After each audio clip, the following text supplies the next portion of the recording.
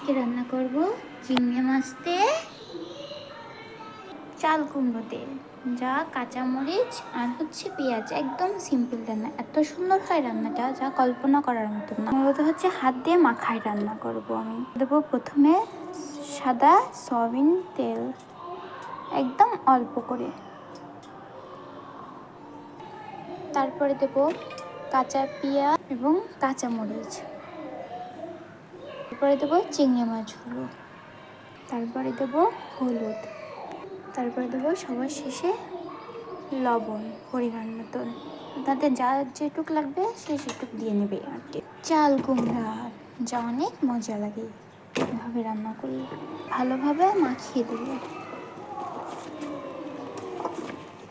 সামান্য একটু পানি দিয়ে দেবো যেন তলায় পুড়ে না যায়।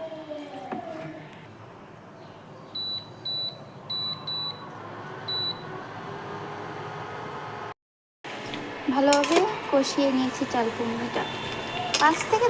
5 মিনিটের মতন কষালেই চাল কুমড়ো অর্ধেক সিদ্ধ হয়ে যায়। আর কষানোর সময় যদি চাল কুমড়ো সিদ্ধ নয়, তাহলে কিন্তু চাল কুমড়ো রান্নার পরে রান্নাটা ভালো লাগে না।